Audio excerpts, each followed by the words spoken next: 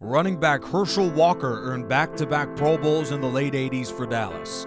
Then in 1989, Walker was dealt to the Vikings in exchange for 15 different players and picks. It remains the largest trade in NFL history. And while Walker was never quite the same in Minnesota, the Cowboys laid the foundation to one of the greatest dynasties in professional sports. The great train robbery gave Dallas Emmitt Smith, the all-time leading rusher, and nearly a half dozen other Pro Bowl starters. The Cowboys had a dual-threat offense coupled with a physical defense which gave up the fewest yards in the NFL in 1992 and 1994. The Cowboys won 3 world championships in just 4 years, and their Super Bowl wins were more like massacres. Their combined Super Bowl scores was 109-47 over the Bills twice and the Steelers once. With 6 Hall of Famers, this team was as good as it gets. The 1990s Dallas Cowboys, 3-time world champions. And this is despite 2 different coaches during their dynasty, Jimmy Johnson and Barry Switzer. The dynasty of the Pittsburgh Steelers was led by a coach who turned around the losing franchise. At the turn into the 70's, this NFL wasteland transformed into the steel curtain, and at the helm of it all was a Bill Belichick of the past in Chuck Noll. He was the greatest coach of his time, but the dynasty undoubtedly began in 1974 when his young but talented team would win its first Super Bowl on the heels of an immaculate reception. Hall of Famer Franco Harris and a defense that went the full 6 years with the most devastating group of players the league had ever seen at one time. Pittsburgh was a top 2 points defense in 1974 and 75 and 76 and 78. Then, Pittsburgh closed the decade with the NFL's top scoring and total offense in a dominant 1979 season. That offense was ahead of its time, led by Terry Bradshaw and a tandem of Hall of Famers out wide. 5 AFC Championship game appearances and 4 Super Bowl wins. From 1974 to 1979, the Steelers were one of the greatest dynasties in NFL history. To conclude the Dream Season series of the NFL's most successful dynasties, we are left with the 2 greatest dynasties of all time. The 4-time Super Bowl champion Pittsburgh Steelers of the 1970s meet the 3-time world champion Dallas Cowboys of the 1990s.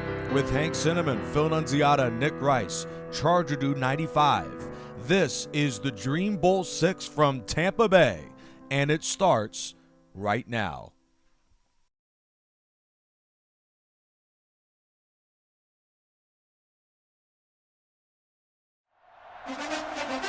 To culminate an absolutely incredible season, we bring you to Raymond James Stadium in Tampa, Florida for the Dream Bowl 6, the series to determine the greatest dynasty in NFL history.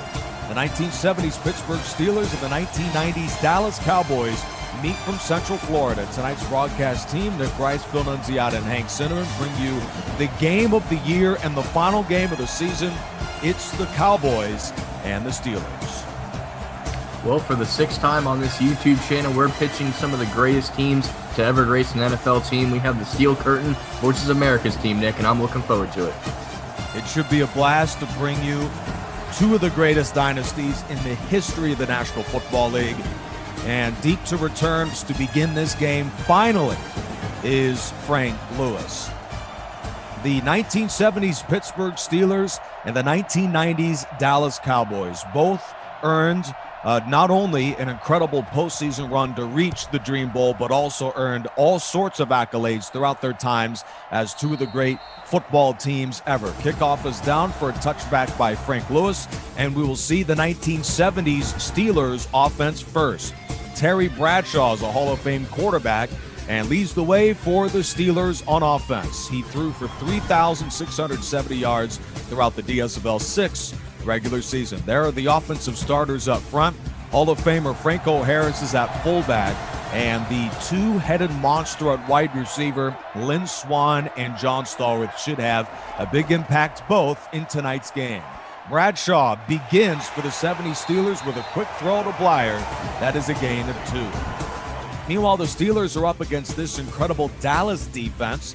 In the Dynasty, they were led by a terrific front seven, but their storyline player on this defensive end is the Hall of Famer Deion Sanders, cornerback for the Cowboys. He will be certainly a very tough matchup for whoever is at wide receiver against him today. 2nd and 8. Bradshaw throws to the tight end. There's Randy Cunningham for a gain of 8 and a first down. Move those chains, Randy Grossman rather, on the pickup. Pittsburgh moves the sticks on the second play of the game. Terry Bradshaw's legacy isn't really based on statistics or blowing people away with records, but he is known for winning football games and being able to move the chains for smart reads just like this. Finding the tight end open in the flat, dumps it to him, picks up the first down. Yeah, Terry Bradshaw is a 2-time Super Bowl MVP, so he plays great in these moments such as the Dream Bowl. The Pittsburgh Steelers dynasty, the 1970s, they were incredible. They're the only team in NFL history to win 4 Super Bowls in a 6-year span. 10 Hall of Famers, 77% wins, 13-2 in the playoffs. Pretty good resume, Phil. Yeah, absolutely. You don't see a lot of teams in any decade hit that 70+ percentage mark in the win column. It really just shows how dominant they were in that time frame. The 1990s Dallas Cowboys likewise were dominant under 2 head coaches, Jimmy Johnson and Barry Switzer. 3 Super Bowls in a 4-year span. First team in NFL history to do that, with 6 Hall of Famers, 73% wins, and 12-3 in the playoffs. An absolutely outstanding matchup of 2 of the great dynasties ever tonight. Bradshaw on 3rd and 7 has plenty of time and finds his running back, Rocky Blyer, but it looks like he's short of the first down. Indeed, he is about a yard away, and that brings up 4th down. I don't know for sure if Bradshaw has email or knows how to work it, but he had enough time to check it if he wanted to back there. So it's pretty interesting that it didn't result there in the first down. Yeah, Pittsburgh has 1 Hall of Famer on the offensive line, their center, Mike Webster, and several other perennial Pro Bowlers. So this is a terrific group up front for Terry Bradshaw. They've got a pretty good offense too, let alone that steel curtain. The punt from Walden soars inside the 5 and is tagged down at the 4. A 52-yard boot for Walden begins the game for Pittsburgh. Meanwhile, Hall of Famer Troy Aikman takes the field for the 90s Cowboys. There's a look at his DSFL 6 numbers. 20 touchdowns to 16 interceptions. Pittsburgh is up against one of the great offensive lines ever with Larry Allen at guard. And Emmitt Smith is the league MVP. He is the starting tailback for Dallas here in the Dream Bowl. First play of the biggest game of the year for the 1990s Cowboys. It's a run for Emmitt Smith, and he is wrapped up at the 9. Let's quickly take a look at the Pittsburgh starting defense. Mean Joe Green at defensive tackle. 2 Hall of Famers at linebacker, Jack Lambert and Jack Ham, and Mel Blunt is the starter at cornerback. An incredible matchup of juggernauts tonight. 2nd and 5. Aikman with the 4-man rush. He is hit as he throws, and the pass ball's incomplete. Not an ideal starting point for the Cowboys, of course, being inside the 10. If you're Pittsburgh and you couldn't get points on that opening drive, the best thing you could do was have them pinned inside, deep in their own territory as they are right now, so they can just tee off on the quarterback, as you saw right there. He was lucky to get that ball away. Certainly, no matter where you are in the field, this defense is hard to move the ball against. Aikman is in his end zone, still is looking, and then he gets crushed. A terrific hit by Jack Ham, and it brings up 4th down. 2 straight plays where Aikman's lucky to get the ball away as his feet are kind of sitting in his own end zone. Not a place you want to be, bringing up 4th down deep in their own territory. This punt could be a tricky one coming up. Yeah, you just wonder if Pittsburgh's going to give up any points at all tonight, as this steel curtain in the biggest games was dominance. An absolutely incredible punt here out across the 25-yard line. The Cowboys' John Jett with a beauty and a return of 11 on the tackle from Bill Bates at the 36. So far, the 2 defenses have come into the Dream Bowl ready to play. 3 and outs on both sides. Yeah, both these teams have great defenses. Of course, if you're the Cowboys, you have the benefit of the MVP of this league this year in their backfield with Emmitt Smith, hoping he can make some noise and break some holes into this defense as Pittsburgh attempts their second drive of the day. Bradshaw throws to the tight end Benny Cunningham, who picks up 6. Head coach of the Pittsburgh Steelers is that guy Chuck Noll, 193 wins. That is 9th all time. We all think of the great coaches in dynasties like Bill Walsh with the Niners, Bill Belichick of the Patriots. This guy was before all of their time and put together an absolutely sensational dynasty, because before he got there, this team was not very good. Bradshaw's throw to Cunningham is incomplete, and as you can see for the 70's Steelers, they have an embarrassment of riches, and Chuck Noll is at the forefront of it.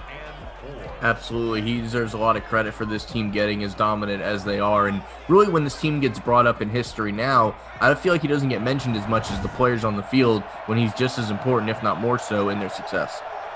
He is a 1993 Hall of Fame inductee, one of the great coaches ever in the National Football League. 3rd down and 4. Bradshaw goes deep to Frank Lewis, who is taken down to the 29. A big gain from Bradshaw to Lewis, and Pittsburgh is inside the 30 on a huge 3rd down conversion, the first of the day. Gain of 30. Yeah, clutch completion there to bring up the 1st down and also get them deep into the opponent's territory here, as Bradshaw finds the open space, still stands in the pocket there as this Dallas D-line is nothing to sneeze at, and is able to deliver the ball and pick up the huge 1st down.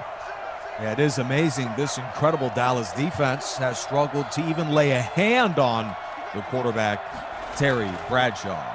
1st and 10, and he settles for the safety valve. There's Cunningham on the cross.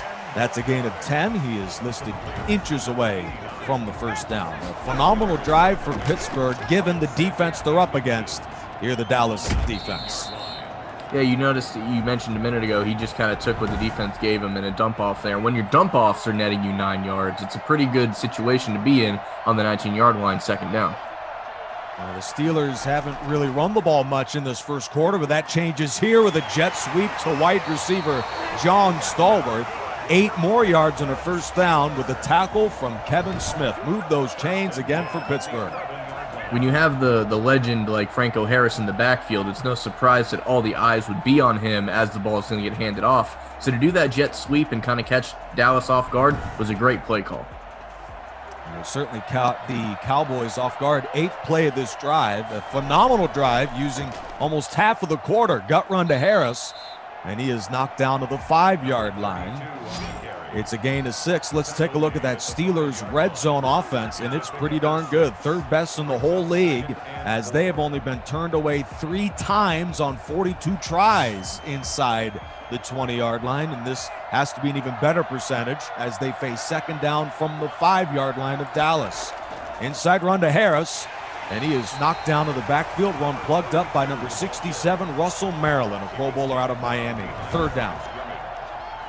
I can't imagine we'll see that many times today. Someone like Frank Harris, I like to call him a bowling ball with legs, the way he's able to usually get in between the tackles. Not many times he's going to be stopped in the backfield, but that is a well-timed one for Dallas. A terrific play by Maryland.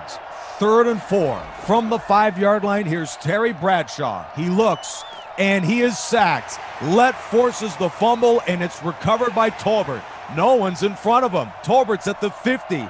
The 40. He slows down a bit at the 30-yard line and is taken down to the 26. An absolutely phenomenal return from Tolbert after the fumble from Bradshaw. First turnover of the day, and it's recovered by the Cowboys. We're back in a moment to Tampa as the Cowboys make the biggest play of the Dream Bowl so far. No score. This presentation of the Dream Season Football League is brought to you by the DSFL website, DreamSeasonFootballLeague.com. Visit the website today for the one-stop shop database of everything the DSFL, new seasons and old. And today's game is brought to you by Vegas Pro 17.0, the official editing software of the Dream Bowl 6. Welcome back to Tampa, everybody, for the Dream Bowl 6. And on the last play, we had a huge turnover for the Cowboys. You can see absolute blanket coverage in the end zone. Nobody being open. Leon Lett forces the fumble. Tolbert scoops it up, and you got to feel for the big guy. It looked like he had an easy touchdown. Just kind of ran out of gas there, Nick. Yeah, certainly it has to be one of the first times ever Tony Tolbert has been open as much as that. You know, on the bright side, he didn't fumble like a Daniel Jones of the New York Giants. There's a 6-yard gain for Jay Novacek. Let's take a look at the Dallas red zone offense. And they, on the contrary, have had some struggles scoring inside the 20, which is strange considering Emmitt Smith is their running back. Yeah, you would think with a guy like Emmitt Smith knows how to find the end zone, especially once you're already in the red zone here. And as we get to the 20, let's see if they can change those fortunes on this second down carry. Well, here's Emmitt Smith. He's inside the 5-yard line and tracked inches away from the end zone. Let's look at that play again with next-gen stats. Mike Wagner saves the touchdown. It brings up a 1st and goal at the 1-yard line as Emmitt Smith not only is an absolute workhorse inside the pocket, but when he gets outside, he has some breakneck speed. 20 miles per hour on the run outside, and even this steel curtain defense would have a tough time slowing that guy down. 20.3 miles per hour for 25.5 yards as a carrier. Emmitt Smith on a 1st and goal. He finds the end zone. It's a Cowboys touchdown. Dallas has scored the first points of the game.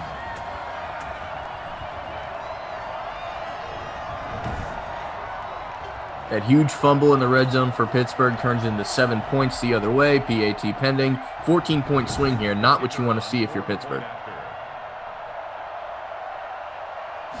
Well, for Emmitt Smith, the man who set the league on fire with his rushing performance in the regular season, tack on another touchdown run to his ledger of the playoffs. 10 total touchdowns on the ground this season for Dallas's Emmitt Smith. And with 1:18 to go in the opening quarter from Tampa, the Cowboys lead the Steelers 7-0. More from the Dream Bowl in just a moment. It's the Cowboys by a touchdown. Welcome back to Tampa, Florida. Nick Rice, Phil Nunziata, and Hank Cinnamon as the Cowboys lead the game 7-0. These teams met earlier this season. Week 9 of the regular season. In fact, Michael Irvin and the Cowboys got off to a hot start in Arlington, but Troy Aikman, their quarterback, tossed 4 interceptions in the game. And the 1970 Steelers would go on to win 28-13 as the last interception was brought back by a Mel Blount for a touchdown. For the Steel Curtain defense, they hope for a similar performance, but so far, the Cowboys take advantage of that crucial turnover, and they certainly have won the turnover battle, unlike in Week 9. It's 1-0. Meanwhile, let's take a look at some of the other performances from Week 9. It may give us a further indication of how we should expect the Dream Bowl tonight to pan out. Of course, 28-13 was the final score. 4 picks from Aikman and Franco Harris on that bottom ticker. He was phenomenal both on the ground and also was stellar in the receiving game. 2 touchdowns for the fullback, and we'll see if he is involved like he was in Week 9 here in tonight's Dream Bowl. 1st and 10 from their own 25. The Steelers begin their 3rd possession, down 7 with 1st and 10 of their own 25, and here's Blyer for a yard, taken down to the 26 by Charles Haley. You know, interestingly enough, Nick, you mentioned that Week 9 victory where the Pittsburgh Steelers were able to pull one out against Dallas Cowboys here. Both teams wearing the exact same uniform combinations, Pittsburgh with the white and Dallas in what I will call the Thanksgiving traditional uniform with the stars on the shoulder pads. I don't know if that was by design, maybe wanting to, rectify some things if you're Dallas, and if you're Pittsburgh, you go with what worked. Well, I was wondering what you'd take away from Week 9. I wasn't sure the uniforms would have been my first choice, but it's a pretty cool uniform and something like in the 90s, just everything. The look, the feel of this football team. Dallas, no matter who they have as coach or quarterback, they just haven't been able to replicate even close to the sort of aura that this Dallas football team was in the 1990s. 3rd and 9, Blyer breaks a tackle at the 35 and is taken down after the gain of 12 and a 3rd down conversion for Pittsburgh. Yeah, very key broken tackle there. Would have been, 3 to 4 yards short of the 1st down. Instead, Blair makes a move and picks up the 1st down. And a similar story can be said about the 1970s Steelers and some of the aura involved there. Pittsburgh did win 2 Super Bowls in the 2000s, 05 and 08, but this team and pretty much any other team, they would love to have even one run like they did in the 1970s. This first down pass is dropped. It looked like a couple of guys were in the same area for the Steelers. But these two teams, they just caught fire at the most insane time, and they went on a run that's unprecedented in NFL history. The 2 great dynasties ever. 7-0 Cowboys here in the first quarter. Yeah, funny enough for Pittsburgh, their problem appeared that they had too many guys open. 2 guys open in the same spot. Maybe you tell these guys one at a time, you'll get your catches. Just be patient. And that seems so far to be the only player stopping Terry Bradshaw in the passing game. Here's Rocky Blair out of the backfield. And he picks up another first down of the gain of 13. 8 for 12 with 88 yards in just the first quarter. So much for this absolute shutdown defense, as the Cowboys are so far struggling in the pass defensive game, but they lead courtesy of a Smith touchdown. It's 7-0 Dallas at the end of 1. This is the Dream Bowl from Tampa, Florida. Visit the DSFL at DreamSeasonFootballLeague.com. This newly verified site is the complete database for every new and old season of this running YouTube series. It's easy to use on laptop or iPad. To visit the website on iPhones and smaller screens, shrink the text. You can shrink the text on the search bar of your browser. It's the DreamSeasonFootballLeague.com. Hey, thanks, Nick. Welcome to the intermission after the first quarter in the Dream Bowl 6 between the dynasties of the Steelers and the Cowboys.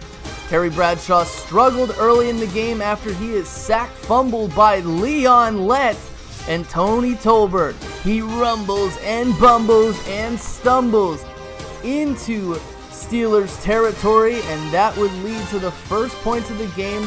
The best running back in the DSFL 6. Emmitt Smith. Now we go back to Nick and Phil with the second quarter of the Dream Bowl 6. Welcome back to Tampa, Florida. It's 7-0. Thank you very much, Hank. Certainly it was an incredible return, which set things up in the second quarter for what has been so far a tale of 2 different stories, considering the Steelers have had quite the performance out of their quarterback, and he continues again with a pass to Cunningham for a gain of 9. As we take a look at the statistics in the first quarter, the Steelers are rolling the Cowboys, but they trail due to that ticker on the bottom, the turnover from Bradshaw inside the 5. Yeah, I mentioned earlier that turnover basically equates to a 14-point swing for Pittsburgh, but they've found some things that they like, especially on the screen pass. We've had 2 of them completed so far, both for big gains, a first down plus, and if they continue to work with those, Dallas could be in trouble. They have not had the answer for it just yet. 2nd and 1. Play fake from Terry Bradshaw. He has plenty of time again, unloads deep downfield. He had a man open, and that seems to be the first time that Bradshaw missed an intended target. It should also be noted this is the first time the Steelers and the Cowboys have played in a Dream Bowl game. The DSFL for 6 seasons now answers some of the most pertinent questions in the NFL, like what's the best team ever, the best all-time team, best non-Super Bowl team, and here the best dynasty, as Harris picks up the first down. But this is an interesting situation because these teams, while they were great for a single year, over the stretch of a dynasty, these teams are pretty much the best of the best, and we've seen it so far in the first half. Yeah, that has been the name of the game for this entire DSFL 6, is just dynasties and who could be the absolute best of the best, and I don't think it's any surprise that we've come down to Pittsburgh and Dallas. When it comes to dynasties, probably the 2 most publicized ones that you could think of. Absolutely. Bradshaw swings to his running back, Rocky Blair, who picks up 3 and is knocked out of bounds at the 36. Nick Rice, Phil Nunziata, and Hank Cinnamon tonight from Tampa, Florida, the site of the Dream Bowl 6. Pittsburgh has put together a just remarkable first half, considering Bradshaw. Many people know that defense, but Bradshaw's stolen the show so far. He guns it deep and finds Stallworth to the 25. The quarterback is just on fire today, 110 yards already, and another Pittsburgh first down.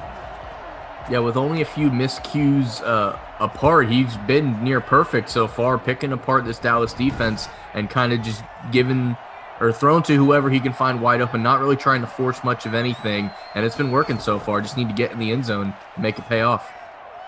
Well, he misses that one. Of course, that's the broadcaster's jinx in full play, which brings up second down. But Terry Bradshaw, we all know that this dynasty was led by just a dominant defense. They were the best defense in the NFL twice throughout their dynasty, but they were also the best offense in the NFL once. That was in 79. So Bradshaw, a pretty darn good component for this football team too. First flag of the day after a run for loss out of Franco Harris. Don't like to see that. Let's see what the call is. We might be going backwards here. Yep, sure is. Lynn Swan, go figure. A wide receiver, illegal block in the back, brings up second down. The Steelers have almost never run the ball in this first half, so maybe they're a little unaccustomed to the running play, which is a bit strange. I mean, yes, Terry Bradshaw's been just remarkable, but you wonder just how long they're going to abandon the running game. Down only 7, 2nd and 20. Bradshaw flips it over the middle, and he finds his tight end. A pickup of 5 for Randy Grossman.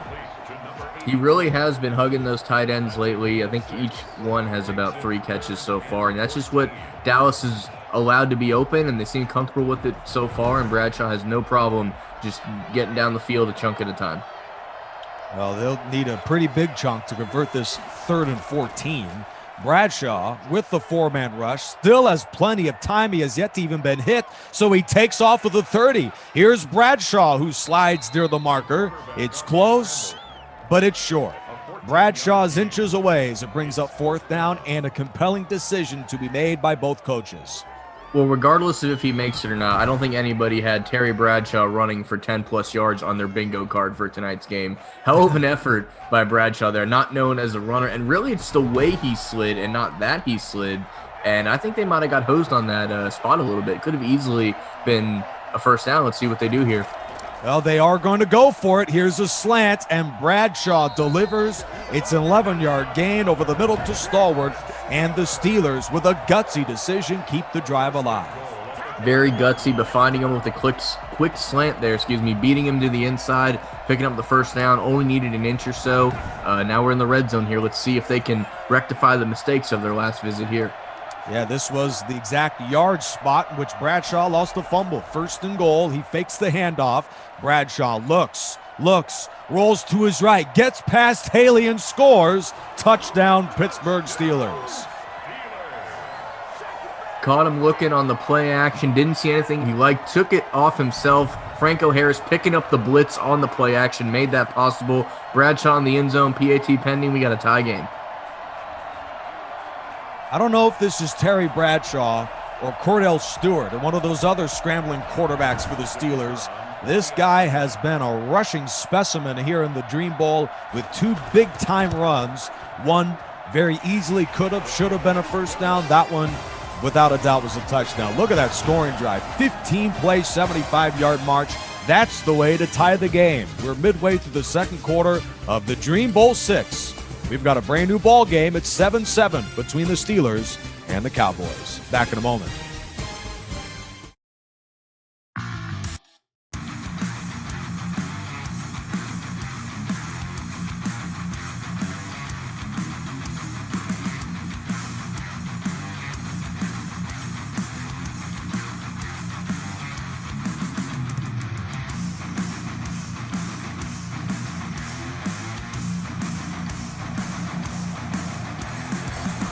Well, it's been a thrilling game so far from the Dream Bowl. Midway through the 2nd quarter, we're tied at 7. And here's the kickoff, which soars deep downfield and is down for a touchback. So the Cowboys, I mean, it's almost hard to even remember what players are on this offense, including Michael Irvin, who has yet to be targeted today. This first half has been a tale of one team controlling the clock over the other team, yet somehow, as we look at the first half beatdown, somehow we're tied at 7, as those numbers look like this should already be over. Instead, the Cowboys have a chance to take the lead here. Yeah, I've not really seen the ball since about mid-first quarter, really. That's what will happen when a turnover in the red zone can take place here. And Pittsburgh has gotten into the end zone once, and now it's tied up. Let's see if Dallas can rebuttal here. Aikman yet again is hit, and that pass is incomplete. The disparity between the two quarterbacks is like the Grand Canyon. Bradshaw's throwing for nearly 200 yards, but Phil, Aikman only has 6 yards. He's got to get something going. I mean, the biggest difference here, I would think, is Terry Bradshaw's ability to stay upright, and Aikman has not had that luxury so far, as he got hit on that last play too. That he's just not had the ability to stand in there and deliver the football like he needs to. And Greenwood brings him down. So much for the 6 yards passing for the Cowboys today, as L.C. Greenwood delivers the first sack for the Steel Curtain in the Dream Bowl. Brings up 3rd and 19.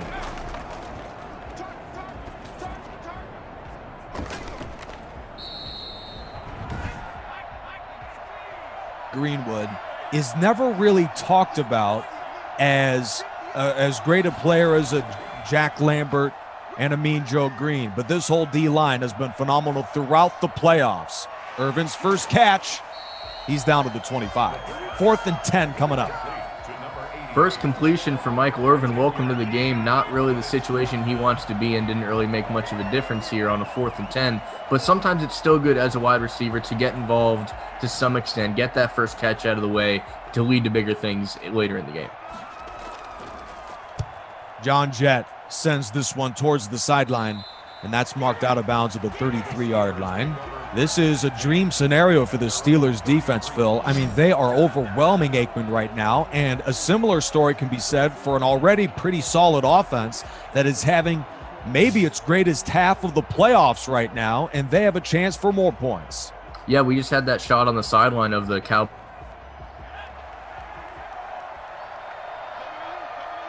Because Troy is just taking all these hits, and we're not going to win with him on the ground. Absolutely. 1st and 10, Bradshaw finds Grossman, who's wrapped up with a 41-yard line.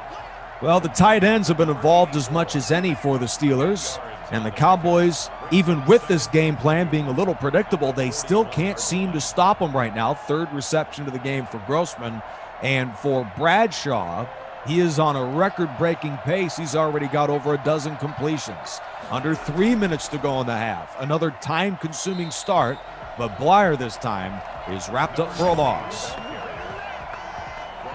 3rd and 2, probably the first time that Pittsburgh did something that has not worked yet. Let's see if they can get them off the field and stop the bleeding and see if Dallas can figure this out on offense. But it's a big 3rd and 2 coming up.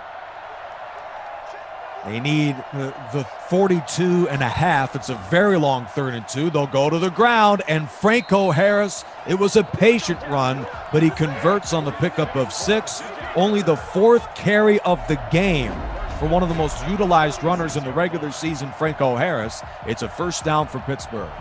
Well, you said the key word already there, patience. His hole was not there initially, and he kind of just delivered upon his lineman there and got just enough for the first down. Probably wouldn't happen if he just hits the hole without, waiting to see where it goes.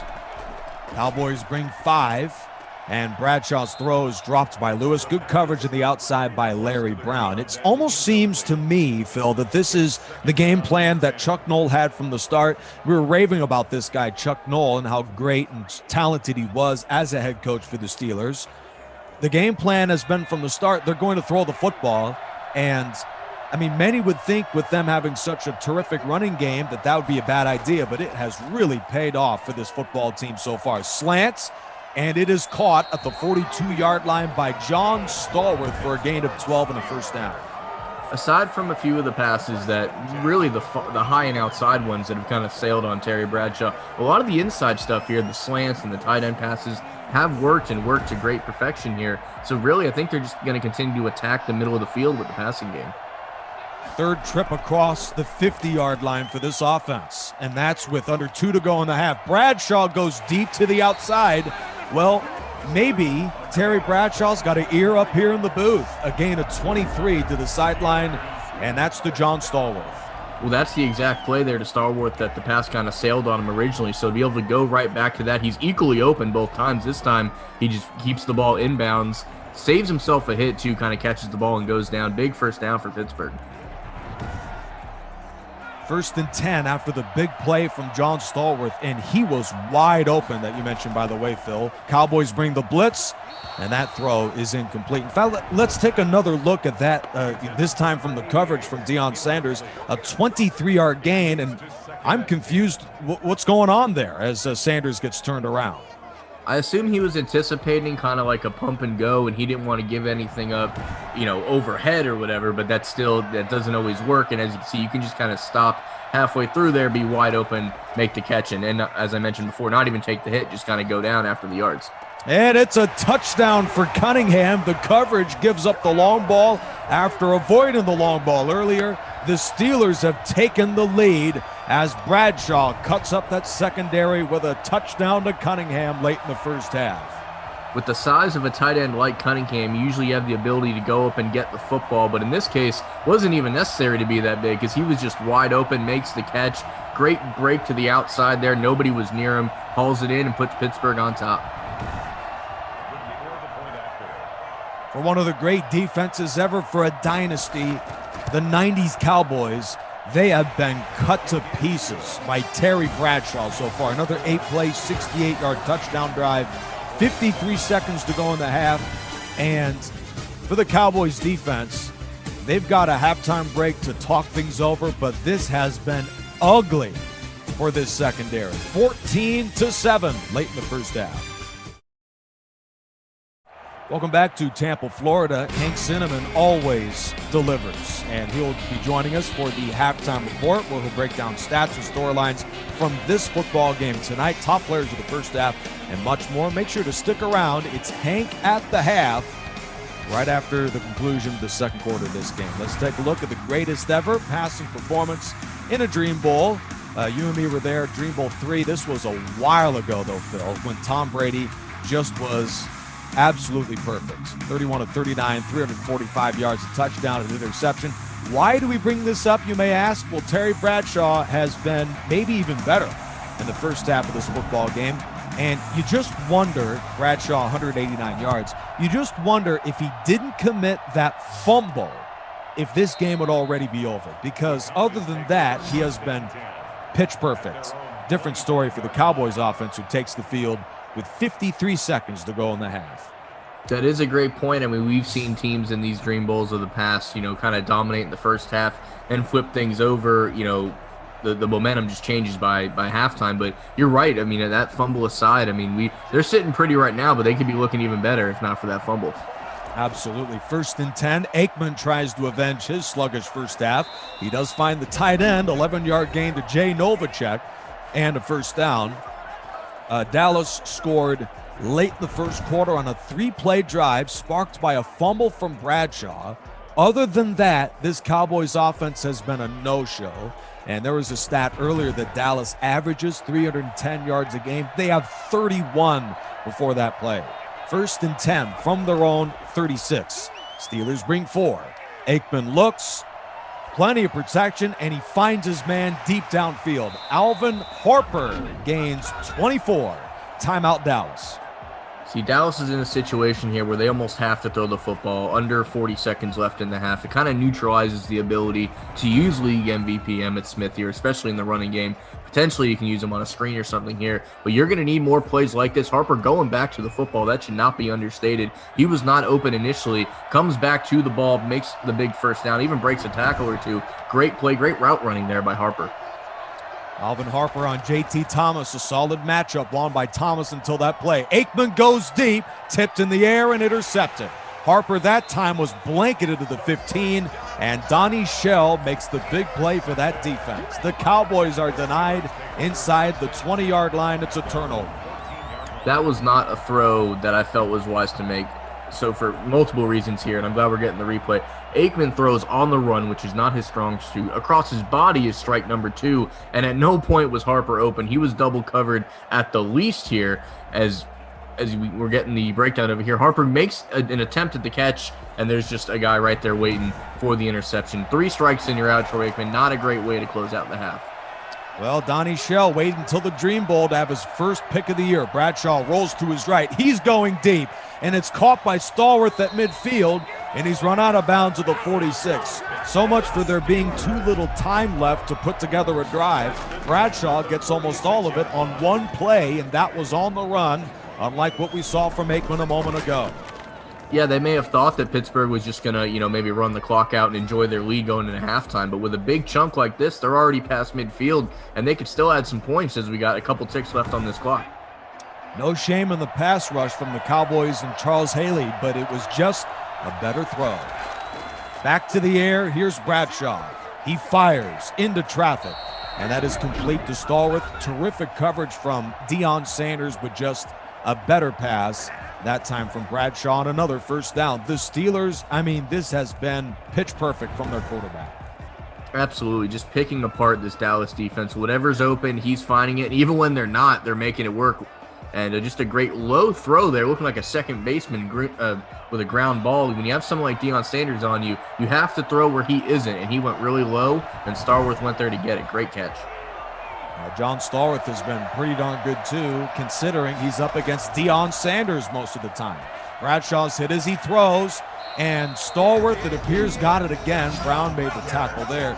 Let's look at the first half. 253 yards. We're looking at some of the big plays. He also has a touchdown run. What a performance by the quarterback. Absolutely, and you mentioned the touchdown run to boot, but even without that, it's kind of made up for the fumble. Those things kind of neutralize each other, and outside of that, the 250 yards passing, 20 of 28, he's just been great. If he can do half of that in the second half, I think they're going to cruise to a victory, but that's why we play two halves of football. We'll see what happens. Yeah, and for those of you youngsters who only remember Terry Bradshaw for his comments before Fox NFL Sunday football games, he was a pretty good quarterback, too. 10 seconds left in this second quarter. Bradshaw takes his shot towards the end zone for Lewis, and that is knocked away, leaving 6 seconds. Would you go for a touchdown here or settle for a field goal? I would go with the field goal here just because there's really no shame in it at this point, and to be up a full 10 points is a little better because you only got one option here with 6 seconds left to go to the end zone. You can't really jump in between, and we see they're going for the field goal. I think that's the wise move.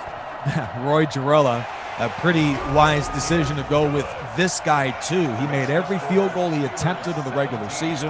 A good hold from Gilliam there, and our score is 17-7. So we should not expect any big plays in the final few seconds of this half. I'll get your thoughts in a moment, but this first half has been just entertaining to say the least. Here's the kickoff for a touchback. As we look at the Cowboys triplets, the three Hall of Famers, what are your thoughts overall this first half? Well, I think if you told me going into the half that Emmitt Smith was going to have under 25 yards rushing and Michael Irvin was only going to have one catch for 10 yards, things weren't going great for Dallas. And, of course, Troy Aikman, 50% completion and an interception. So things have not been great for Dallas, and you might have to look elsewhere into the tight end position, someone like Alvin Harper, but someone else might need to make a play if they're going to blanket your superstars like this. Yeah, but they're only down 10. Yes. And we will be interested to see exactly what all happened as Hank Cinnamon will break it down. It's Hank of the half with 2 quarters complete. The Steelers lead the Cowboys 17-7. What's up, DSFL fans? Longtime commentator Phil Nunziata with a quick message for you. We hope you enjoyed that first half. Did you know that when I'm not in the booth calling Dream Season games with Nick, I'm actually on my own channel with my very own podcast simply titled Phil Talks Sports? You see, in the past 5 years or so, I've kind of ventured out into working in the world of sports, and while doing so, I've met a lot of very interesting people that have a lot of great stories to tell. So I bring them on the podcast, and I interview them about the places they've been, the teams that they've worked with, and all the great experiences that they've shared along the way. So if this sounds like something that might interest you, hop on over to my YouTube channel, Phil Talks Sports, and get involved. All the episodes are on there. They're also wherever you get your audio podcasts. So without further ado, let's go to Hank with the Halftime Show. Thanks, Nick. Welcome to Hank at the Half here at Dream Bowl 6 between the Steelers and the Cowboys. Terry Bradshaw is getting pumped up by his coach, Chuck Noll, and Troy Aikman is flexing it out. He's stretching on the sidelines. This game would begin with the Steelers getting the ball. Terry Bradshaw would find his receiver, Frank Lewis, wide open down the left side. He's going to give some jawing trash talk there. Later on in the drive, Terry Bradshaw would find himself in some trouble as he gets the snap. He gets sacked. It's a fumble! Sacked by Leon Lett, recovered by Tony Tolbert. The big man would rumble and bumble and stumble into Steelers territory. We see the penetration here by the big man, Leon Lett, and that would cause the Cowboys to get the ball inside Steelers territory at the 1-yard line. The best running back in the DSFL 6, Emmitt Smith, would high step his way into the end zone. Later on, second quarter, play action fake by Terry Bradshaw. He would find no one open. He had all the time he needed, and he would take it in his own damn self as he would, some strange jabbing or some strange tennis motion as he slams the fake ball down to the ground. Later on in the second, less than a minute left, Terry Bradshaw would find Benny Cunningham wide open in the end zone as he would get his first receiving touchdown of the game. And with that, the Steelers lead at the half 17-7 over the Cowboys dynasty of the 90s. Looking at the first half statistical recap, the Steelers lead in almost every statistical category, making this score a lot closer than the game actually is, with Terry Bradshaw having almost 300 total yards with 2 touchdowns, so he's having a fine day, and John Stallworth with 111 receiving yards, as the Steelers dynasty of the 70s is absolutely pulverizing the Cowboys dynasty. Thank you very much, Hank, who, as always, does a fantastic job. Nick Rice, Phil Nunziata, and Hank Cinnamon. And we will hear more from Hank Cinnamon later on in the ball game today. That's not the last you've heard of that guy, Hank Cinnamon. So deep to return is Kelvin Martin for the Cowboys. And Roy Jarella gets rid of it to begin the second half. It was an entertaining first half, and we begin the third quarter with the Cowboys down by 10. This is the series and the game to determine the greatest dynasty of all time. Aikman chose a pretty bad spot to have one of his worst halves all year. 4 for 8 for a guy that was one of the league leaders in passing. Well, he has been shell-shocked by this type of defense, which has been hitting him basically every play. Every play just about, and not only hitting, but hitting him hard, as you can see, being brought to the ground here on multiple of these clips, leading him to try and make throws that he's just not really prepared to make, as we see this one to Harper that ended up being intercepted. But really, this is going to be a really crucial drive coming out of the half, as Pittsburgh is going to start with the ball, and they have the ability to break this game wide open, depending on what happens here, if they're able to stop Dallas. And as you saw, 296 yards for the Steelers, 60 for the Cowboys, and make that 59 as he is tackled for a loss by Mike Wagner. And, looking at that replay again, I almost wonder if the Steelers haven't been so just dominant up front, rushing Aikman on every play. Maybe the quarterback doesn't feel like he has to run to his right with no real pressure in his face and make that sort of a throw as quickly as he did to Alvin Harper. 2nd and 11 after that run for loss out of Emmitt Smith. He releases. Aikman looks downfield. He is hit as he throws again. There's Novacek for a gain of about 5. Tackle from Zach Valentine and J.T. Thomas. Novacek really has been the security blanket. Some of the few completions that Troy Aikman has made has been to him just waiting out in the flats, because it's really as far as he can push the ball with this pressure in his face. And usually the security blanket is Emmitt Smith, so it has been a shocking and unusual game to say the least here in the Dream Bowl for the Cowboys. They are 0 for 2 on third down, but Aikman does convert the third down. A pretty good guy to target on 3rd and long. That's Michael Irvin, his second catch, and a Cowboys first down. Welcome to the second half, Mr. Irvin. Great play there to cut inside and then break outside, leaving him wide open, cutting upfield for the first down and getting out of bounds, avoiding the hit. More of this from Michael Irvin if Dallas wants to break into this deficit. Yeah, and as you saw there, Emmitt Smith, if he wants to break into the deficit, he better be more than just a runner. He better be a pretty good receiver and blocker, too. Smith is in the block again on 1st and 10. Aikman's going for it all right here. And the pass is knocked away inside the 10. A pretty good idea, but the Steelers were just in front of it from Shell at the last second. Really, from what I can see, and we'll see it again here in this replay, kind of had him beat over the top. If there was more air on this ball, if it leads into the end zone, Irvin might have a touchdown here, but he has to stop and try and get back to the ball. There's 2 guys waiting for him. Got both hands on it, but then it's knocked free. So really, if this has a little more oomph to it and it leads to the end zone, might be 6 points for Dallas. And that could have been a huge momentum swing in this football game. Aikman stands in. He's going deep again. And this time the pass is caught to the 23. There's Harper to put the Cowboys deep in Steelers territory. It's a gain of 39. And you mentioned a minute ago that Emmitt Smith is going to need to be a blocker and a pass catcher for this game to work better for Dallas. And there was a great block by Emmitt Smith that makes this pass possible deep down the field. He takes out a blitzing Steeler and gives him the time to deliver this football deep downfield. Second great catch from Harper in this game. And maybe Harper didn't have quite the career that he was hoping for after his Dallas days, but with the Cowboys, he was a very strong number 2 and makes the grab after the good block, as mentioned, from Emmitt Smith. And here he is as a runner. That's where he is at his best. 5 carries for 31 yards and a touchdown for Emmitt Smith. For the guy that had 301 carries in the regular season, how shocked are you, Phil, that he has 5 for the Dream Bowl tonight? I mean, I would be surprised if their game plan was working to perfection, but when you fall behind early like this, you're forced to kind of run the ball a little less. So the numbers do break out in the wash at the end of the day, but definitely not the way they want it to work here, especially when he does get the ball. We got plays like that where Emmitt Smith is going backwards. Yeah, there's John Banaszak, and there's Lauren Toes. So Emmitt Smith, a native from Pensacola, Florida. That is pretty close distance away from right here in Tampa, Florida.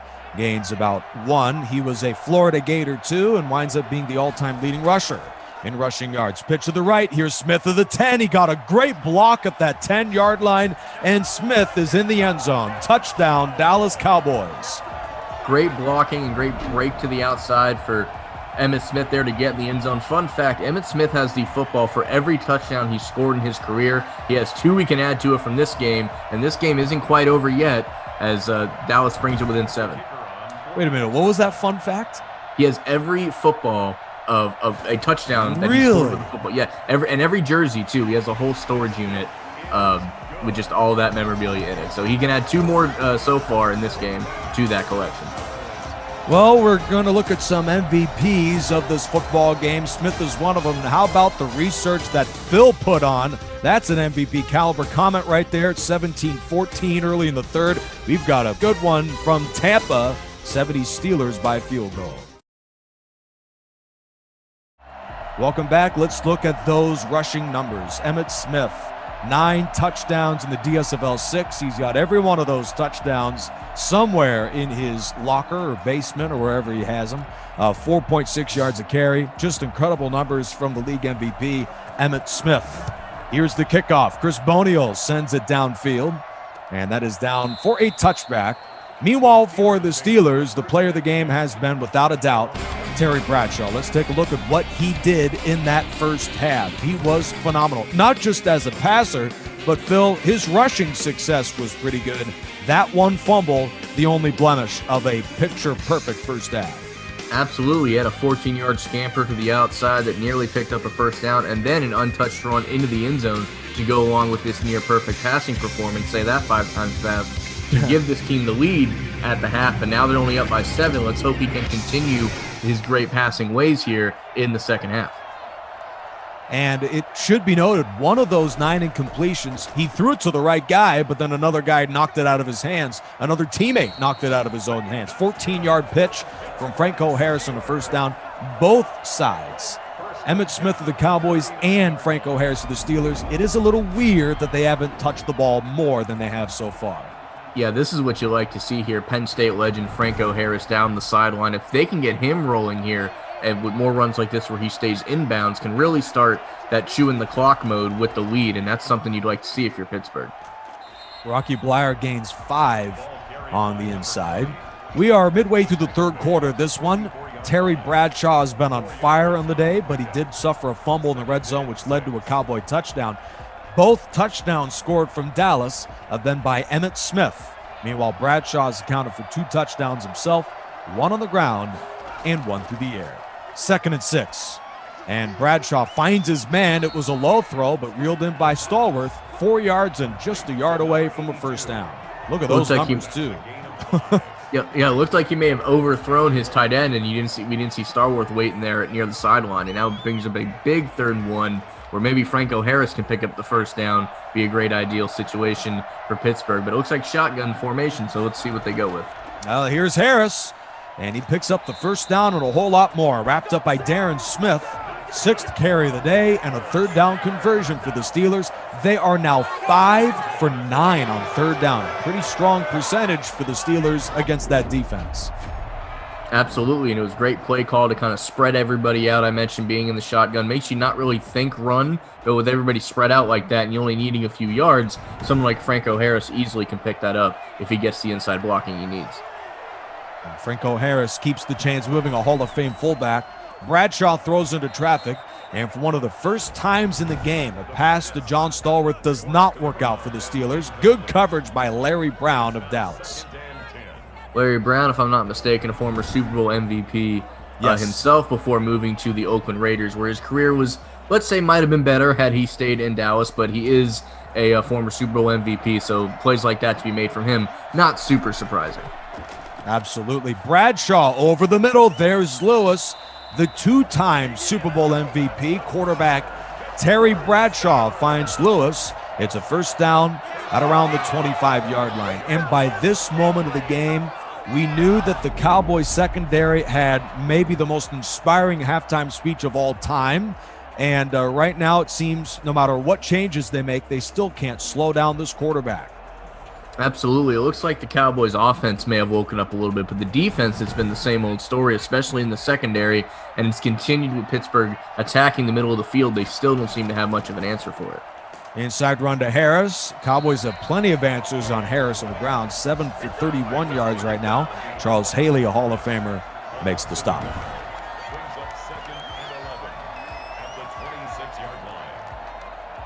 As mentioned, the Steelers won the ball game in Week 9 courtesy of a 132-yard performance out of Franco Harris.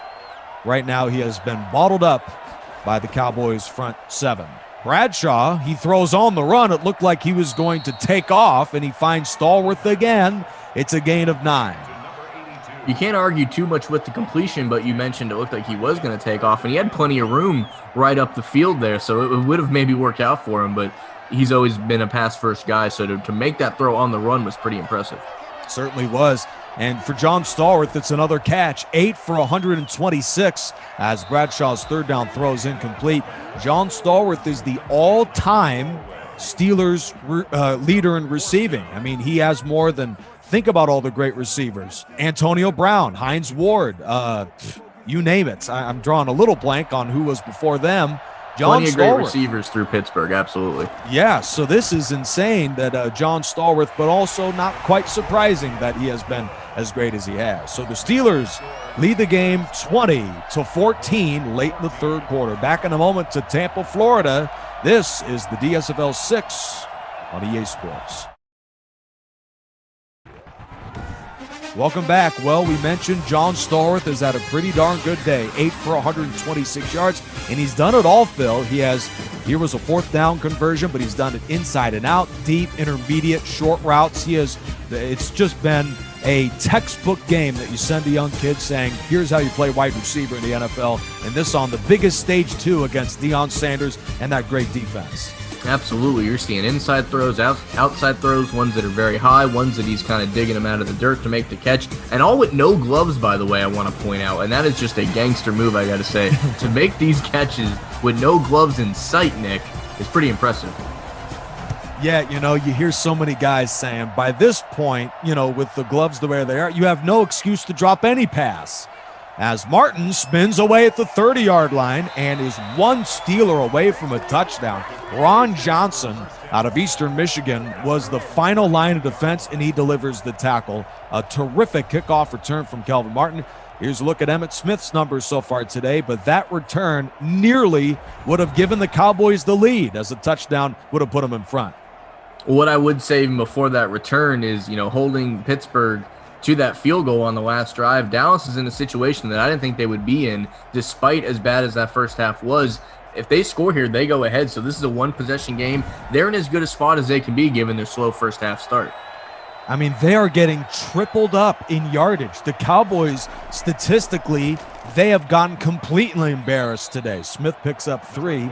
This is the most shocking version. Let's first look at the receiving yards. We have done 6 Dream Bowls, Phil. This is the most receiving yards we've ever seen. Johnny Knox, remember that? DSFL 2? Oh, yeah, absolutely. That was a pretty darn cool performance. Chris Carter, too. So this is as good as it's ever been, and not shocking considering who's at the receiving end of it. John Stallworth is among the best wideouts ever. 2nd and 7. Cowboys down, but certainly not out, trailing 20-14. Inside run to Smith. He is hit by Green, but falls forward to the 40. Gain of 5. Looked like he had a little more room to break through into that second level, but as long as he's able to push forward on plays like that, it's really going to add up, a couple yards here and there. Big 3rd and 1 to keep this drive alive for the Cowboys. And the Cowboys have had a very tough time converting 3rd downs. They did not convert a single one in the first half. Inside run to Smith, and he doesn't get much. Only 3, but it's enough to move the chains. Tackle from number 51, the linebacker from Cal, Lauren Toes. Yeah, didn't get much, but did get enough for the first down. I'd like to see a few more yards in the future runs here, but he knows where the first down line is, and if he's only able to get a few, he at least picks up the first, and that was a great job, Emmitt Smith, to pull that off. 1st and 10 from their own 43 after the short run from Emmitt Smith. Steelers bring 4. Aikman pumps, the block from Smith. He goes deep. It's tipped in the air, intended for Irvin, and incomplete. So we brought this up during the Dream Bowl preview podcast. Our thoughts of the best running back of all time, Barry Sanders, Walter Payton. But Emmitt Smith has more yards than all of them. And while he hasn't touched the ball yet in this Dream Bowl, his impact has been outstanding. We just saw that 3rd down conversion a moment ago. Kevin Williams gets involved with his first catch. That's a gain of 5. Gain of 5 there, and if you're not going to be able to push the ball deep, as we've seen with guys like Mel Blount and stuff out there, not always going to be an option. You got to at least move positive plays for every play. So if you're picking up 5 yards a catch, you're still going to be able to pick up first downs, and that's something they need to be able to do effectively. They want to continue this drive. Cowboys are moving the ball, unlike we've seen most of the game. Novacek leaks out in the flat, and the tight end may have been stopped short. It was close. Yes, inches away. Number 23, safety Mike Wagner wraps him up just before the first down. I don't know what Novacek's awareness rating is in this game, but I think if you simply, stretch the ball out, you pick up the first down there. It's just keeping it tucked into your chest helps nobody, and it was very close, and I think being able to push it out just a little bit would have made all the difference. Well, maybe guys like Jarvis Landry may disagree with the awareness rating because we've seen times where guys fumble on a reach out, but I'm with you. I mean, in that situation, I wouldn't be shocked if Novacek would have been able to hang on to that one. Let's take a look at the game so far, and so far in the second half, the Cowboys have to be pretty encouraged about their offensive rejuvenation.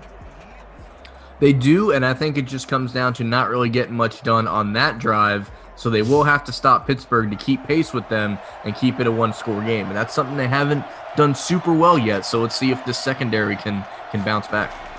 Inside run to Harris, and he motors to the 33. We have not seen the Steelers punt since the first drive of the game, so in terms of the Cowboys getting a stop, it's been pretty hard for them to do anything of the sorts. End of the third quarter, the 70's Steelers, they're 1 quarter away from the Dream Bowl, but it's a 6-point game. The Cowboys are nipping on their heels. The Throwing Snowballs podcast with PR52 is a podcast that goes over 3 of the most important weekly topics for the Philadelphia Eagles, or whatever I want to discuss, in a 30 to 35 minute show. I speak the truth and nothing but the truth, no pandering or grifting, nobody is safe from criticism, and nobody is to be overcommended. Just the facts, Jack. And now let's get back to Tampa for the start of the fourth quarter with Nick Rice and Phil Nunziata. Well, we begin the fourth quarter with the Steelers up 20-14. Phil, what are your thoughts of the game we've seen so far? Well, so far it really has been a tale of 2 halves. We've seen Pittsburgh play pretty consistently all the way through, and the Cowboys, USN, this game really started in the second half where they've really picked it up so far, but it's going to be a crazy fourth quarter with Pittsburgh only up 6. Welcome back to Dream Bowl 6 from Tampa. I'm Hank Cinnamon. Terry Bradshaw and John Stallworth of the Steelers, along with Emmitt Smith of the Cowboys, remain favorites for the MVP award. One of these three finalists will be selected as MVP at the 2-minute warning. Good luck to these players, and now we begin the fourth quarter of the Dream Bowl with Nick Rice and Phil Nunziata. Thank you very much, Hank, and I'll be interested to see exactly what is the Dream Bowl award going to. Second down and 3, or who it's going to. Blyer ducks under a defender and picks up 6 and the first down. Tackled by Robert Jones as Blyer gets down underneath the Cowboys defense. It's a pretty unique way to pick up a first down, I gotta say. You know, London Bridge is falling down kind of situation, but he's able to power right through it and pick up the first down. Very impressive. Franco Harris and Rocky Blyer, two-headed monster back there, both playing well. Bradshaw takes off again, his third carry of the football game, and it's a pickup of 6. And we all believe that Terry Bradshaw had that sort of running game done in the first half, not so much. Yeah, I mean, if I'm Terry at this point, I would be thinking every time I take off, good things seem to happen. So, like, at this point, I would do it more and more as he picks up another 6 right there. 2nd and 4. Bradshaw is under duress immediately and sacked by both Smith and Haley back at the 38-yard line. That's the second sack of the day from the Cowboys. Phil, I can't even remember the first sack of the football game. It's been that long, as Kevin Smith turns the corner, runs at over 15 miles per hour, and gets there in the blink of an eye. Bradshaw didn't have a chance. No chance at all, obviously. Even if he wanted to take off, he had guys come from both directions. Nowhere to step up in the pocket, nowhere to go. 2.7 seconds from snap to sack. That's what Dallas is going to need more of if they want to get in this game. Much more protection here, but then Haley comes in late, and the third down throw is caught for a gain of 5. Good coverage outside by Deion Sanders, as Stallworth makes his 9th catch of the day, adding on to his record-breaking performance tonight. Stallworth, however, is stopped on a third down. Yeah, he is adding to his record-breaking night so far. Still with no gloves, by the way. Just wanted to point that out. Not as effective with that catch here, as it's still 4th and 6. I assume this will be a punt as we see him out on the field now. Kelvin Martin stands inside his own 20 to return the Bobby Walden punt.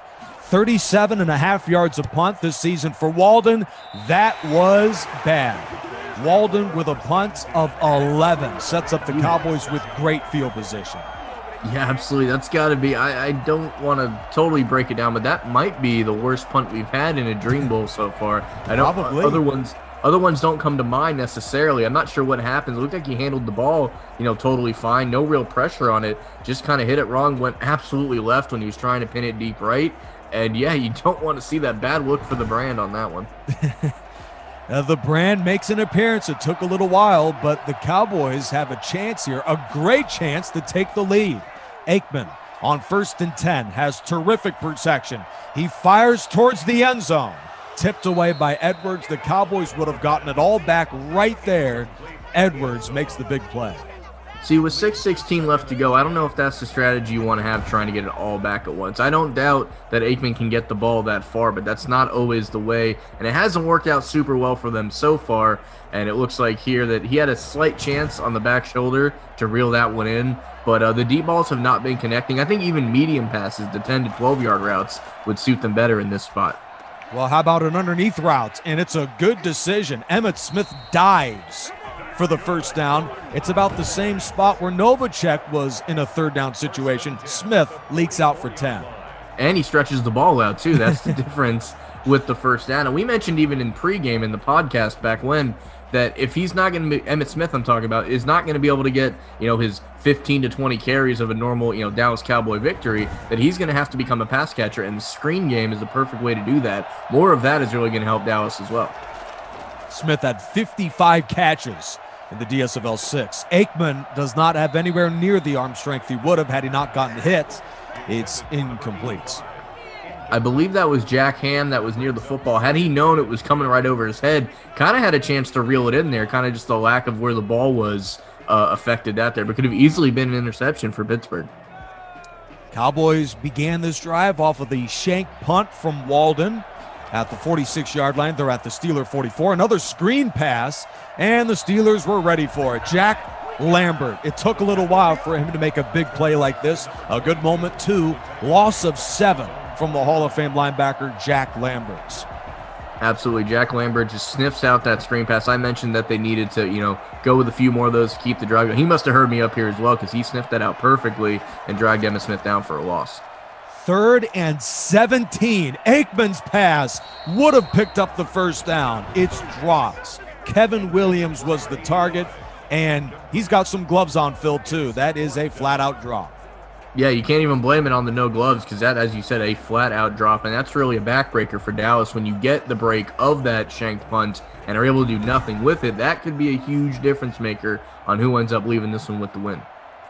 John Jett already has one coffin corner punt in the game. This one doesn't fare very well either. 16 yards. I don't know what these footballs are inflated with here in the fourth quarter. Not a good punt.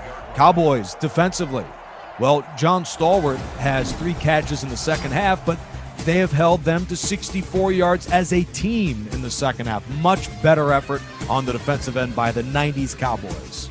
Yeah, whatever's affecting the passing game on both sides is clearly affecting the punting game as well. I don't know if it's getting a little windy down in the Bay right now, but balls moving through the air has not been as prevalent here since this fourth quarter has started. With 5:08 to go in the game, Steelers have the football, and they'll begin with a quick swing route. There's Blyer out of the backfield, shoved out by Sanders after a pickup of 1. Well, maybe we were a little bit fooled in the first half because these are teams that are predicated dynasty-wise on defense. Yet we saw nothing but offense in the first half. This sort of game looks a little bit more representative of what these football teams were. Absolute backyard, just incredible defenses and pretty darn good offenses too. Bradshaw's throw here is incomplete. Yeah, I mean, the score is pretty prevalent to what we thought we'd see. It's how we've gotten there that seems a little surprising. I'm still waiting for, Neon Dion Primetime Sanders to make an appearance here. He's had a couple tackles and had a few breakups, but nothing major, and I'll be interested if they've kept him pretty neutralized on the defense as being kind of the star of this Dallas defense. We'll see if they're able to do that for the next 5 or so minutes. Tolbert provides a huge hit on a 3rd and 9. So much for Sanders in the secondary. Ball didn't even get there. There's number 92, Tony Tolbert, with the hits that forces the 4th down. I mean, it was impressive enough that Terry Bradshaw is still able to get this ball off as Tolbert comes colliding in on him, because that could have easily just been a big sack. Instead, it saves about, I'd say, 10 yards worth of lost yardage for this punt. Let's see if it fares any better, and it appears to from the last one. That's 30 yards. Not quite his typical punts. But it is double his last one, Nick, so we got to start somewhere. Yeah, absolutely. So, I mean, he didn't punt for about 2.5 quarters. The rust may have had something to do with it. Let's look at the drive summaries today. They have had 7 of them, and for the Cowboys, the last 2, as you see in the bottom, have been punt and punt. They need to do a much better job here in the final few minutes because this defense can only do so much in the second half. Absolutely. It's been very feast or famine. As you can see, it's been a punt or an interception, or they've gotten in the end zone. There has been no in between, and they're going to want more of those touchdowns in the last little bit. They're only down 6 still, so if they can keep them neutralized, and even right here, they can pull away and take the lead. The Cowboys were the 2nd highest scoring offense in the regular season. Offense. And Aikman begins with a big play. 21 yards downfield, only the 12th completion of the game, second to Williams, and it's a first down. Yeah, with Michael Irvin not really having the game that we expected, these other Dallas Cowboy receivers like Williams and Harper have really had to step up, and when their number has been called, they've done a pretty good job on it. So if Irvin is continuing to have his quiet day, these are the guys we're going to hear more from. And certainly that Steelers sideline was hearing a lot of Williams after the big pickup for the Cowboys receiver. 4:37 to go in the game. A middle screen. Here's Emmitt Smith, who gets a great block from Newton up front. Terrific block to pave the way for Smith. It's a 10-yard gain and a first down. Very good play call there after the kind of like slip screen, the screen you're more used to seeing kind of getting sniffed out. These middle screens, if you were, a lot harder to pull off, but when you do, you get all this open field in the middle of the field just like that to pick up the first down. So not an easy play call. It's more difficult to pull off than your normal slip screen, and this one worked to perfection for the first down. Yeah, not too often you see a guy like Jack Lambert miss an open field tackle. Smith is the type of guy that would slip through a Lambert hits. Aikman's first down pass is incomplete. 13 for 23 in completions today for the quarterback. But let's look at the quarterbacks in their career. Both played about the same amount of years. A few more comebacks in the fourth quarter and game-winning drives for Bradshaw, and he has more playoff wins, but also playoff losses. That defense helped him too. These quarterbacks are as good as it gets. Yeah, both these guys are just known and proven winners, which is why you can't count either of them out as we get to the 4-minute mark of this game. And Aikman misses that one. Smith was open in the right flat. So this game has gotten good. We began late in the first quarter. A Tolbert scoop and near score. He ran out of gas at the 24-yard line. And then Cunningham led the way for 2 Bradshaw touchdowns in the second quarter. Pittsburgh was up 10 going into the third quarter, and the Steelers lead it by 6. But the Cowboys are driving midway through the fourth quarter this one. 3rd and 10. The Cowboys have been much better on third down in the second half. They need the 25. Steelers bring the blitz. It's picked up by Williams and the Cowboys. Aikman guns it deep. It's caught at the 4 by Emmitt Smith. 31 yards, make it 32 yards. First down, Dallas. Great job by Emmitt Smith there to sneak out on what I assume was a wheel route or something. I did not expect to see him that far down the field. Picked up a huge gain down to the 4-yard line, was one move away from scoring, and that is one great way. He just kind of shoots right up the field. Not a route that you would expect from Emmitt Smith, but he burns that linebacker, as you would imagine, sits in the open flat, and picks up the easy catch. Smith looks gassed. He takes the inside handoff, straight arms a defender at the 5, touchdown Cowboys, and the Dream Bowl is tied with a PAT to come with 3:55 to go. It's another football for the storage unit for Emmitt Smith as he pulls his team all the way back, and with that PAT pending, could take the lead. How about 3 rushing touchdowns on the day for a Dream Bowl MVP favorites, Emmitt Smith, as the Cowboys, as long as they could pull off this extra point, have the lead. Boniel has made every PAT he's tried this year, making another one. And with 3:55 to go in the ball game, somehow, some way, the Cowboys have taken the late lead. The Dream Bowl 6, the series in the game to determine the all-time great dynasty, comes down to the final moments. It's the Cowboys 21 and the Steelers 20.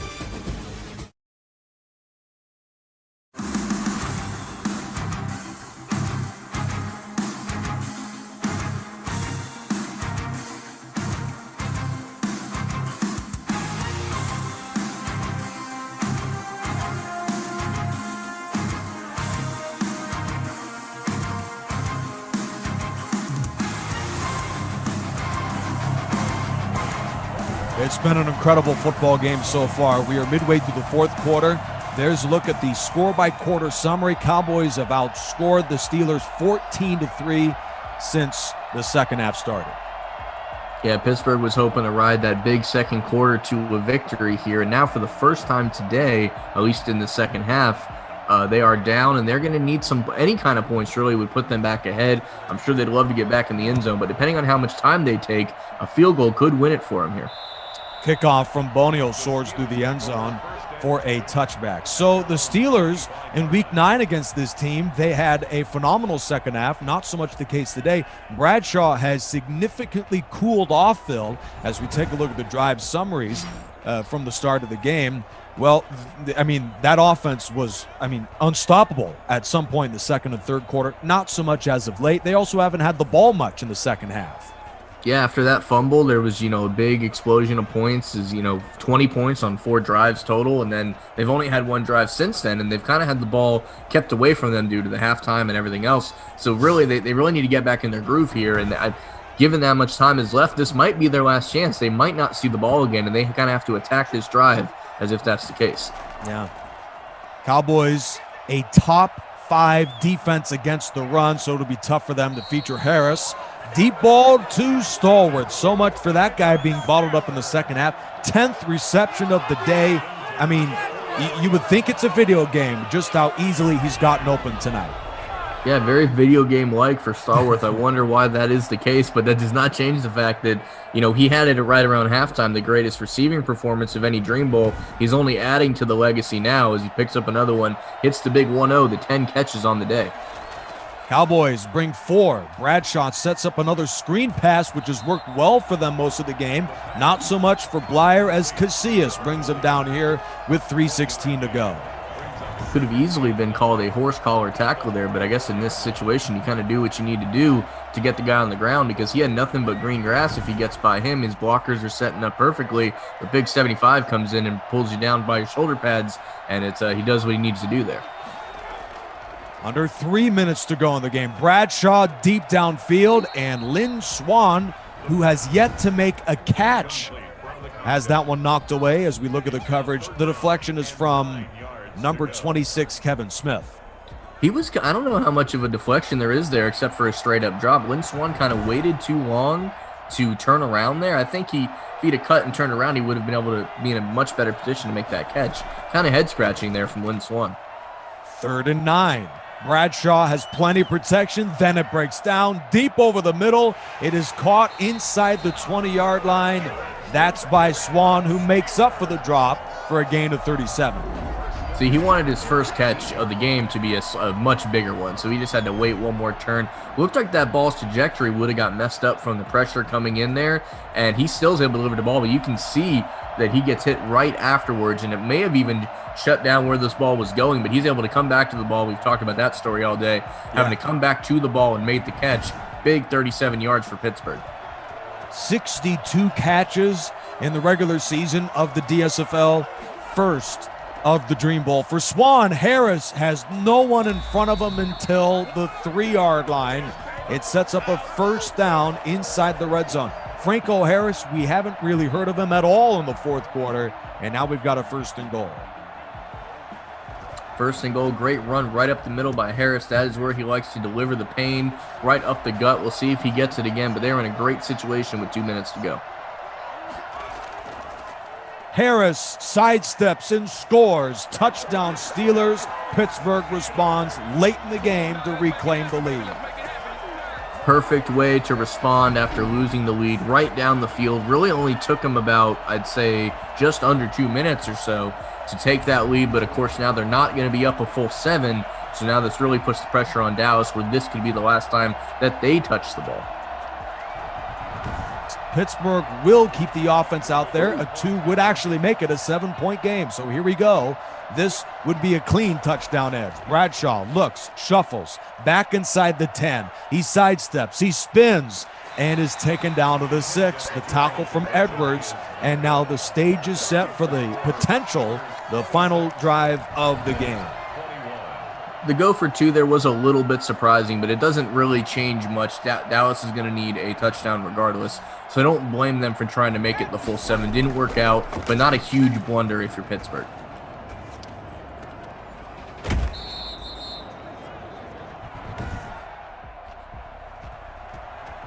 Yeah, certainly you just wonder by this stage of the football game if the Steelers scored a little too quickly. Here's the return across the 20, and he is wrapped up at the 23-yard line as Calvin Martin. 1:54 to go in the game. It all comes down to this. Emmitt Smith has gained 88 yards, and you have to wonder how many more he needs to help lead the Cowboys to a win on this drive. Yeah, if you're a Dallas fan or someone on that team right now, you're going to have to hope that number 22 has one more in him, because he really has carried this team this far, and with just under 2 minutes to go and all 3 timeouts, you can still run the ball effectively if you're smart about it. So we'll see if they're able to utilize that with Emmitt Smith going into this final drive. Well, we've seen some incredible moments for the Dream Bowl in its history. Is there one more gamer for the Cowboys to wrap up this Dream Bowl, the Dream Bowl 6? That pass is incomplete. 1:51 to go in the game, and really the only challenge is for the Cowboys, how do you score and how quickly do you score? You'd hate to see Bradshaw, potentially the MVP of this game, have another chance to take the field if they find the end zone. 2nd and 10. Steelers bring 5. Green was unevaded, but Smith leaks out to the right side. And Jack Ham, another former Nittany Lion, makes the play a yard away. And Dallas has already used the timeout after that 9-yard gain to Smith. Yeah, great job on the screen pass there, trying to cut upfield. Not quite a first down, but still 9 yards. You kind of had to burn the timeout there, but you got to be really smart how you use these last two, and a big 3rd down coming up. Now the Cowboys this season are tied for 3rd in the whole league in 3rd down percentage.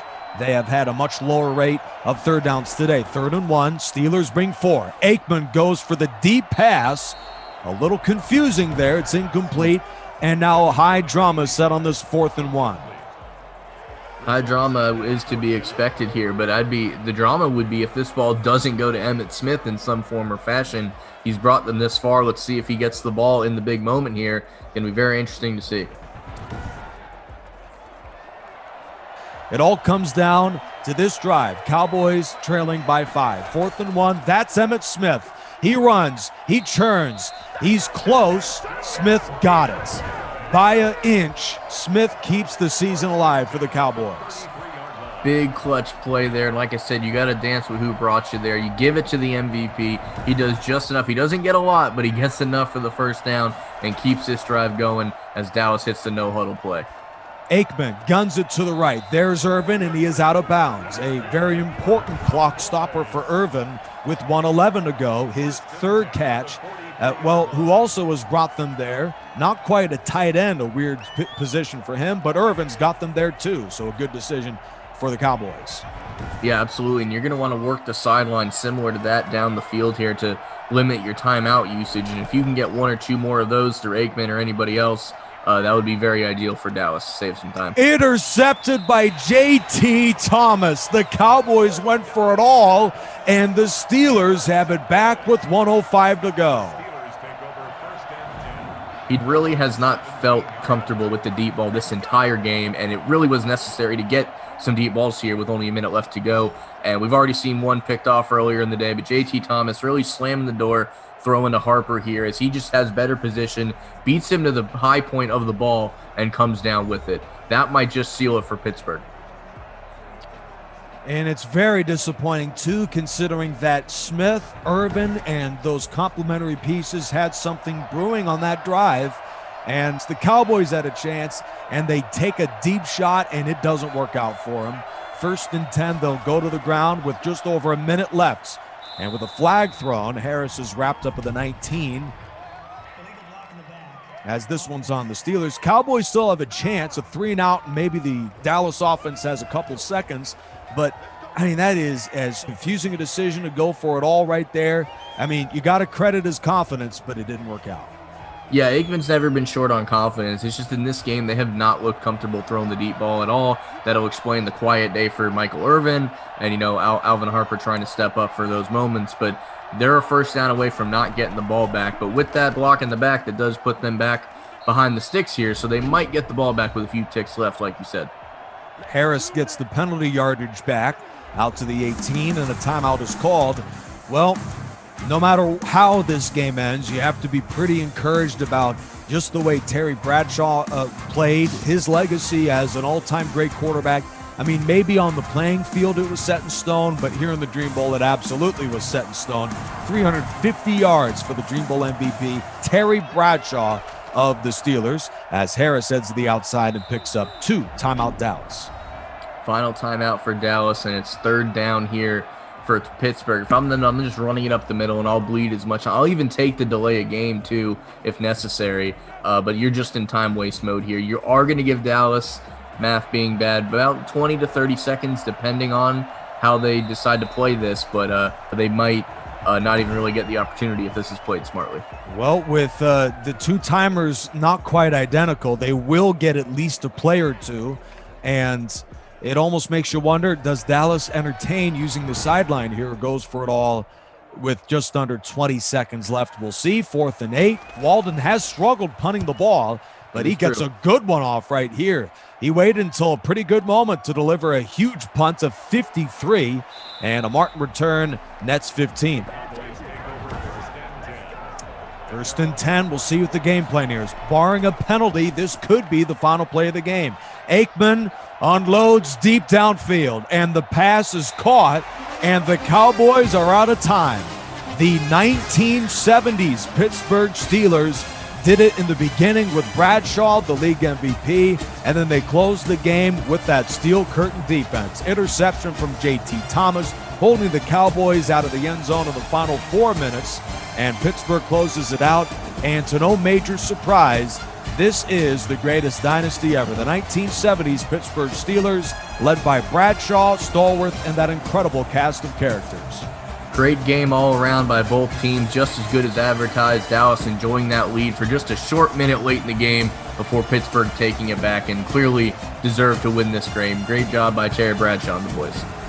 Thank you very much throughout the entire season for Hank Cinnamon, Robert Dieters, and Stephen Hughes, and Gavin Hill, and Derek Zimmerman-Geyer got this one started.